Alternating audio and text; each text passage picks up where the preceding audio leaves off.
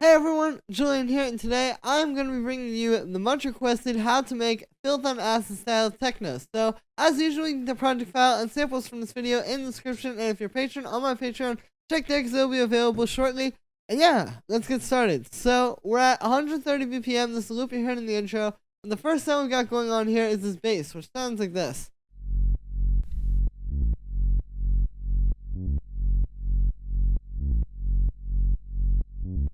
And so I'll show you the notes first. Basically, it's playing a pretty simple pattern where it's just holding out these long F sharp notes, and then it's doing just notes from the chord of F sharp minor. So we've got F sharp, and then you can see the fifth, C sharp, and then we've got A, which is the minor third, and then over here it's just doing another F sharp up here, so just an octave of the root note, and then yeah, the fifth, C sharp. So pretty simple stuff. The point with these kind of bass lines, like with a lot of these Filth on Acid style tracks that you hear from artists like UMAC and like artists like that, are like, they're just very like sturdy sounding, if that makes any sense. Like, they just have that powerful, like really deep feel to them, and so that's why you just want to have like the long kind of held out note with the little things at the end of every bar to kind of make it a little bit more interesting. So for the sound on this one, it's pretty simple. I made it using Operator. Basically what we've got going on here is just a saw wave. You can see I've got a little bit of FM from the sine wave here, a very tiny amount. If I turn off the filter, here's without the FM, and then with it.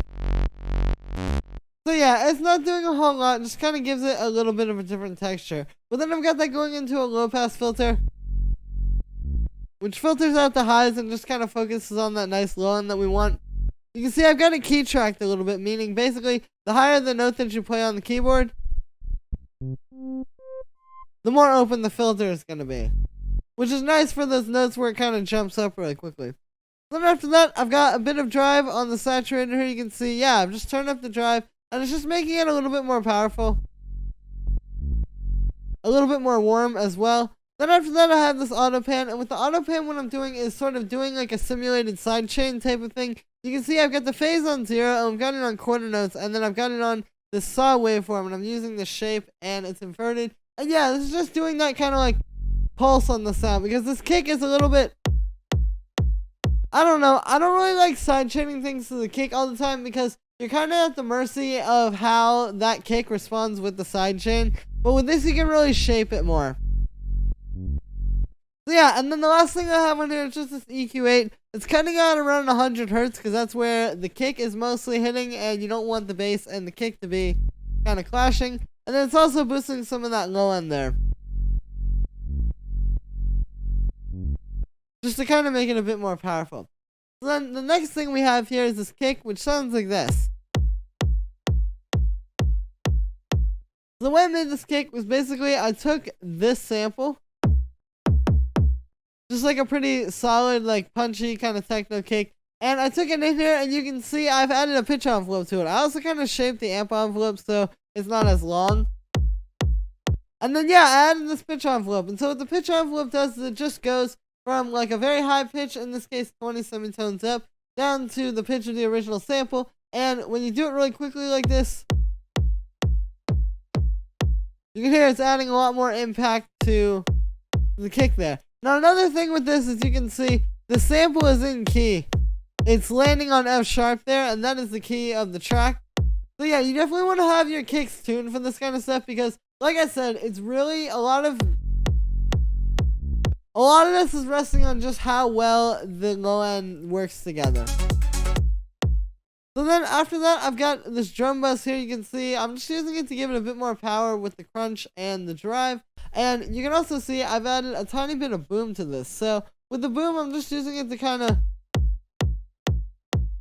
you can hear, give it a bit more low end. When I just have to have it, or one thing that's important is that you just have to make sure you tune it with this frequency here. So yeah, I've tuned it to F sharp, and then we got the decay turned down a little bit as well.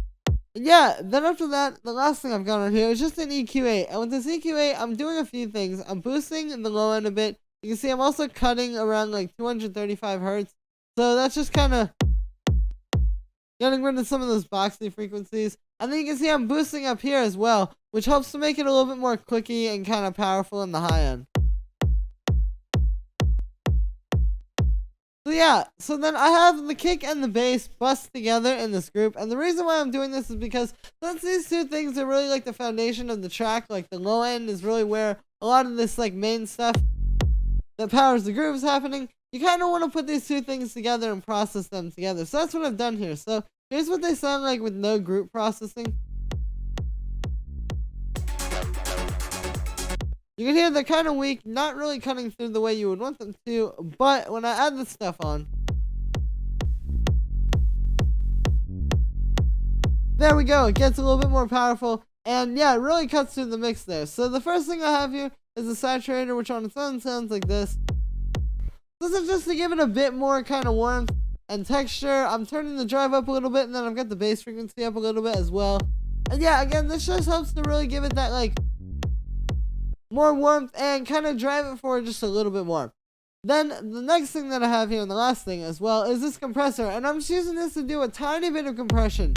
You see, it's really just, I mean, I guess it's kind of a light to medium amount of compression, but yeah, you can see it's really just compressing those like high peaks there. And you can see I've got the attack up a little bit as well, so it's not messing with the transient of the kick.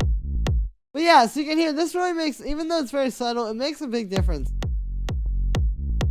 And then the key is, we just gotta make sure it doesn't sound too over-compressed.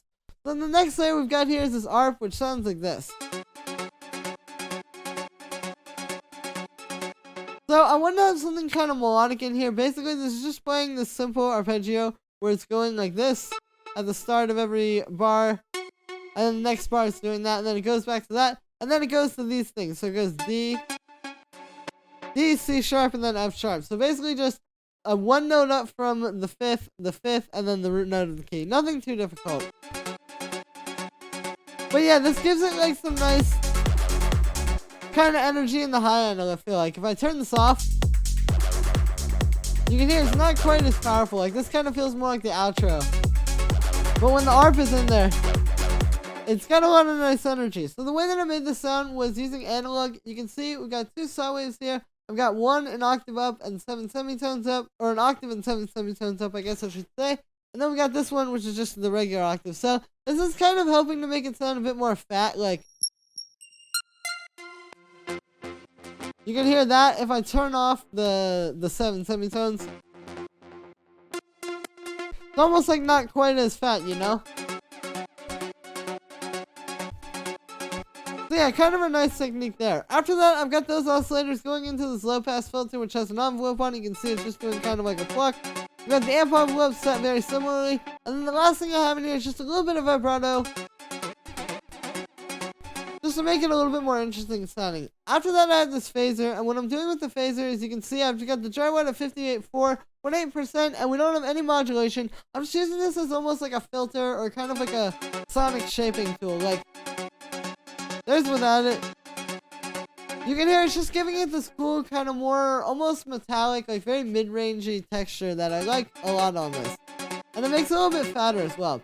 After that, I've got a bit of chorus, which is doing kind of a similar thing.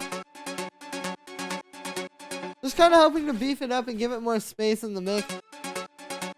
And yeah, after that, we've got a little bit of reverb. You can see I've got the K time down a little bit and not a whole lot of dry wet, and that's because of the next thing after that, which is the saturator. So the saturator is coming after all of these effects, and it's kind of just like gluing them all together. I like the saturator with the reverb. You can get a really nice texture. Here's without the saturator. You can hear it sounds just very flat and kind of dry. But after that, it gives it a really nice kind of like warm, distorted texture. So I've just got the drive up a bit and the bass frequency up a little bit. And yeah, then after that, we've got a bit of echo. You can see I've just got it on dotted eighth notes. Nothing too crazy there. I've got a tiny bit of compression to kind of beef it up. There's without the compression. And then with it, so again, just like with the bass and with the like bass and low end bus, it's just to give it like a little bit of that extra kind of boost of power. I also have this drum bus, which is doing a similar thing. Here's without it. You can hear it's kind of dry. And then with it, it really like finishes it off.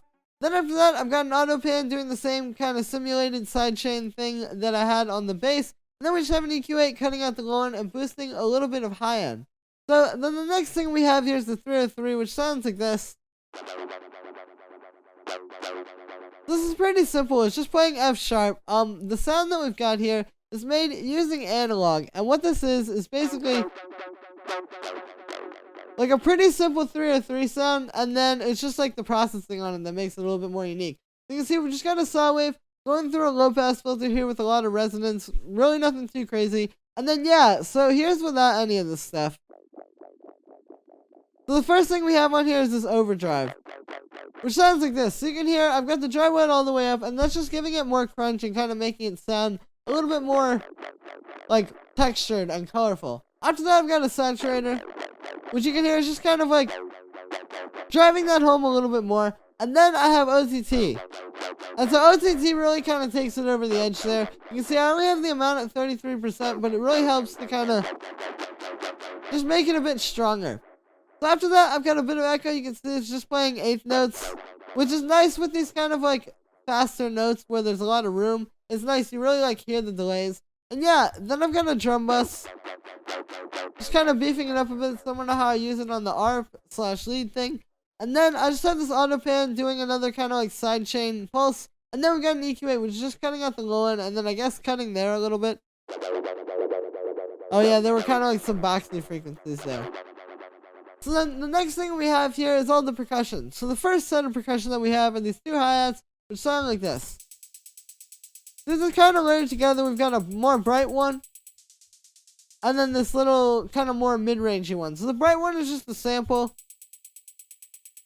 It's just a sample, and then you can hear there was a bit of low-end clickiness in there, so I cut it out with an EQ8. And then we have this operator hi-hat.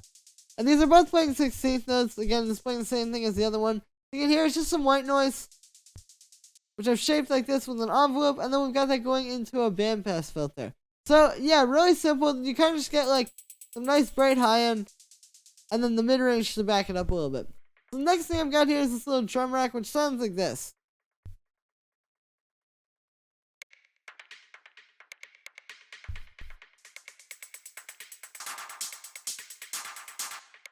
You can kind of hear it in the mix. Basically what this is I just have a bunch of different percussion sounds. And I've got them in the drum rack. They're kind of like playing off of what the rest of the drums are doing. And then I've got some processing on them to make them all sound kind of like more unique and less just sort of like samples. So the first thing I've got on here is this drum bus, which is just kind of adding a bit of crunch. You can hear it really helps to bring them out. And then the next thing we've got on here is this auto filter, which sounds like this. Here's without it. And then with it. So you can hear this is just kind of like putting this very narrow sort of like EQ on the sound or on the drum rack.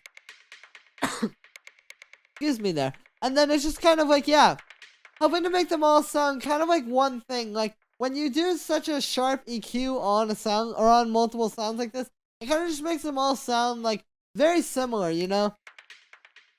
Which is good here. This makes some nice kind of like background percussion this way. After that, I've got an OTT, which just sounds like this. Here's without it. And then with it. You can hear this, hoping to kind of make it sound more like deep.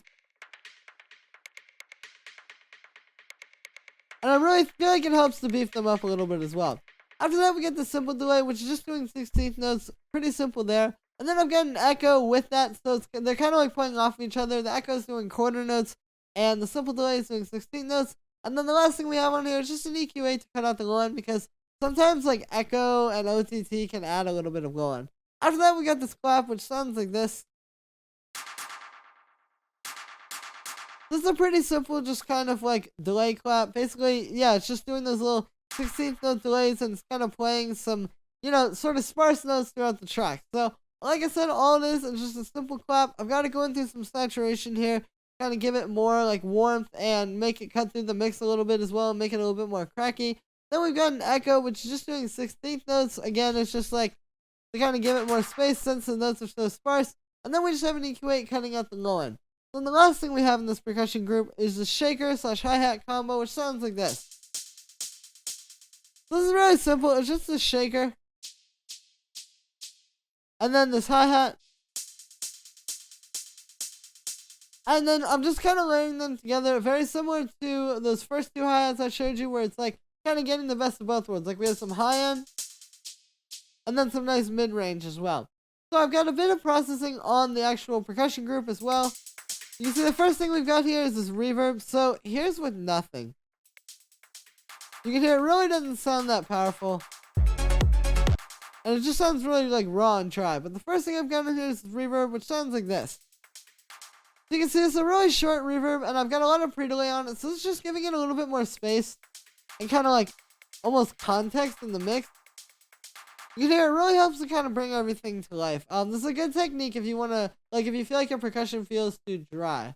After that, I've got this drum bus, which sounds like this.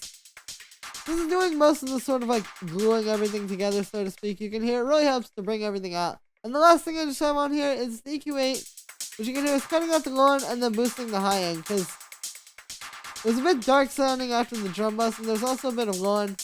But yeah, this just kind of cuts all that out and makes room for everything else in the mix. So that's really it for this one. I hope you guys enjoyed. And yeah, so that is it for today, guys. Like I said, I hope you enjoyed. Make sure to like this video as well as subscribe, and let me know what you think of this video in the comments. Let me know what you want to see me tackle next. As usual, you get the project file and samples from this video in the description, and if you are a patron on my Patreon, check there, because they'll be available shortly. Thank you so much, everybody, and I will see you tomorrow with another video.